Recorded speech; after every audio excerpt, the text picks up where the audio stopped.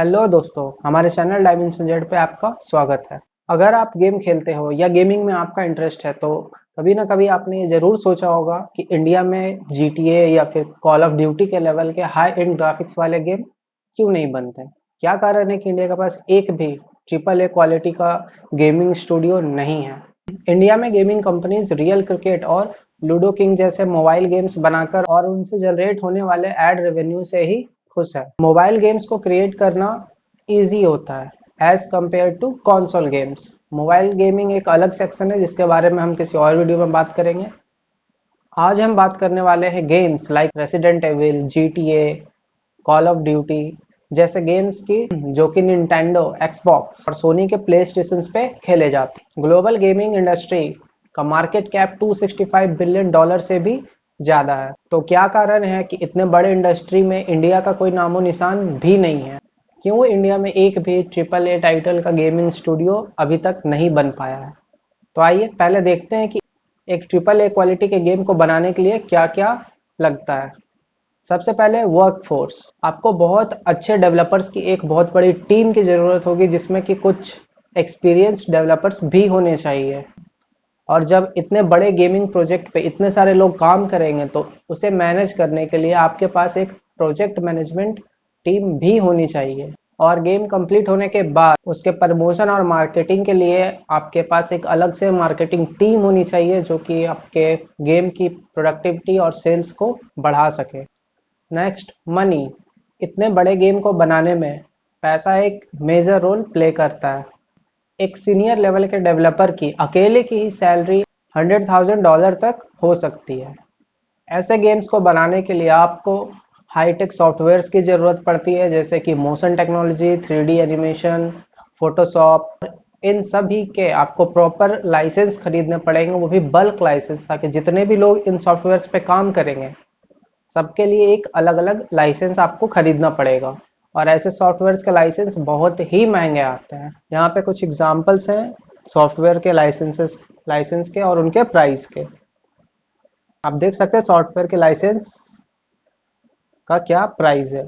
और फिर इतने बड़े गेम की ग्रैंड लेवल पे प्रमोशन और मार्केटिंग में भी बहुत ही ज़्यादा पैसा खर्च होता है।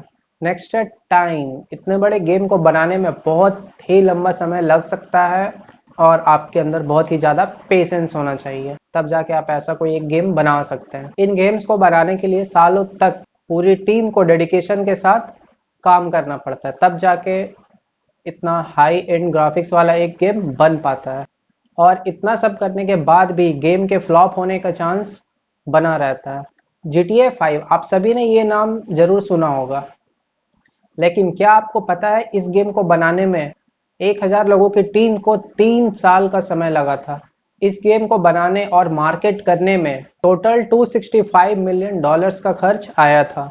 ये बजट अभी आपको सुनने में बड़ा लग रहा होगा, लेकिन अगर आप GTA 5 का कलेक्शन देखेंगे तो शायद ये आपको कम लगेगा। लेकिन जब जुलाई 2013 में GTA 5 रिलीज हुआ तो पहले ही दिन इसने $800 मिलियन की कमाई की और अगले 3 दिनों में वो कमाई $1 बिलियन तक पहुंच गई थी। इससे आप अंदाजा लगा सकते हैं गेमिंग इंडस्ट्री में कितना पोटेंशियल है।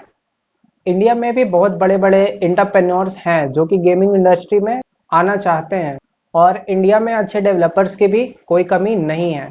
लेकिन इसके बाद भी इंडिया में एक भी ट्रिपल ए टाइटल वाला स्टूडियो के ना होने का कारण है फियर ऑफ लॉस। इंडिया में लोगों को पायरेटेड गेम्स खेलने का बहुत ही शौक है, जिसके कारण अच्छे गेम के फ्लॉप होने के चांसेस बढ़ जाते हैं और गेमिंग कंपनीज को बहुत ज़्यादा लॉस होता है। इंडिया एक डाइवर्स कंट्री है, यहाँ पे बहुत से रिलीजन के लोग रहते हैं, तो अगर गेम के किसी एक सीन के कारण कुछ लोगों के सेंटिमेंट्स हर्ट हो सकते हैं और गेम बैन भी हो सकता है। Indian gamers already high quality के गेम्स खेलते आ रहे हैं, जिसके कारण अगर इंडियन गेम का लेवल बाकी ट्रिपल ए गेम्स के जैसा नहीं हुआ तो लोग गेम को क्रिटिसाइज करना शुरू कर देंगे। इन्हीं सब कारणों की वजह से कोई भी गेमिंग स्टूडियो इतना बड़ा अमाउंट गेमिंग इंडस्ट्री में इन्वेस्ट करने से डरता है, क्योंकि यहाँ पे पायरेसी का खतरा बना रहता है और ऐसा एक भी कंपनी नहीं है जिसका रिस्क एपेटाइट इतना बड़ा हो। लेकिन अब समय के साथ बहुत कुछ चेंज हो रहा है और बहुत सी गेमिंग स्टूडियोज है जो कि इस सेक्टर में अच्छा कर रही है। For example Maharashtra based nodding head studios, उनकी गेम राजी जो कि कुछ हद तक ट्रिपल ए क्वालिटी के गेम्स के लेवल को मैच करती है और इंटरनेशनल लेवल पे इंडिया को रिप्रेजेंट कर रही है। राजी इंडियन मैथोलॉजी पे बेस्ड गेम है और इसका फीडबैक भी काफ़ी अच्छा रहा और मार्केट में परफॉर्मेंस भी ठीक ठाक ही था। तो अब राजी के बाद बहुत से गेमिंग स्टूडियोज हैं जिन्होंने अपने बड़े बड़े प्रोजेक्ट्स पे काम करना शुरू कर दिया और आने वाले टाइम में आपको और भी अच्छे ट्रिपल ए क्वालिटी के लेवल के गेम्स इंडिया में देखने मिल सकते हैं। इंडिया में टोटल 3.6 करोड़ ऑनलाइन गेमर्स हैं जो अगर चाहें और इंडियन गेम्स को सपोर्ट करें तो गेमिंग स्टूडियोज को भी एक बैक सपोर्ट और मोरल मोटिवेशन मिलेगा इतने बड़े लेवल के गेम को बनाने के लिए। और ये गेमर्स इंडियन गेम्स को भी जेन्युइनली खरीद कर खेल सकते हैं जैसे कि फॉरेन गेम्स को खरीद कर खेलते हैं। इससे पायरेसी का खतरा कम हो जाएगा और गेमिंग कंपनियों को बड़ा नुकसान भी नहीं होगा। और इंडियन गेमर्स आई थिंक इतना अफोर्ड कर सकते हैं क्योंकि सभी के पास कुछ ना कुछ अर्निंग सोर्स है। ई स्पोर्ट्स एक नया स्पोर्ट्स फील्ड है जिसमें दुनिया भर के गेमर्स आपस में compete करते हैं। इंडिया में अभी इसके बारे में इतने लोगों को अवेयरनेस नहीं है। काइल जर्सडॉफ एक ई स्पोर्ट प्लेयर और यूट्यूबर है। आपने इसका नाम नहीं सुना होगा क्योंकि आप इसे इसके दूसरे नाम बुगा से जानते होंगे। बुगा एक फोर्टनाइट प्लेयर है और 2019 में हुए first Fortnite World Cup championship में बुगा ने फर्स्ट पोजीशन हासिल किया था और इसका विनिंग प्राइस था $3 मिलियन। बस एक चैंपियनशिप के $3 मिलियन जस्ट गेम खेलकर। तो ये पोटेंशियल है ई स्पोर्ट्स का। ई स्पोर्ट्स भी अब एक फिजिकल गेम के लेवल का गेम हो चुका है। मे बी इन फ्यूचर ये ओलंपिक्स में भी आपको देखने को मिल सकता है और इंडिया में हमें इसके अवेयरनेस को बढ़ाने की जरूरत है। आज भी इंडियन पेरेंट्स गेम्स को बस बच्चों को बिगाड़ने के चीज के तौर पे ही देखते हैं, बट जरूरी नहीं है कि सभी बच्चे बिगड़ने के लिए ही गेम खेलते हैं। हो सकता है कुछ बच्चे आगे चलकर बुगा जैसे बड़े ई स्पोर्ट्स प्लेयर बन जाएं और गेमिंग में अपना करियर बिल्ड करें। इंडिया में अभी गेमिंग कल्चर धीरे धीरे ग्रो हो रहा है और उम्मीद है कि फ्यूचर में इंडिया से भी कई अच्छे ई स्पोर्ट्स प्लेयर और ट्रिपल ए क्वालिटी के गेम्स आपको देखने को मिलेंगे।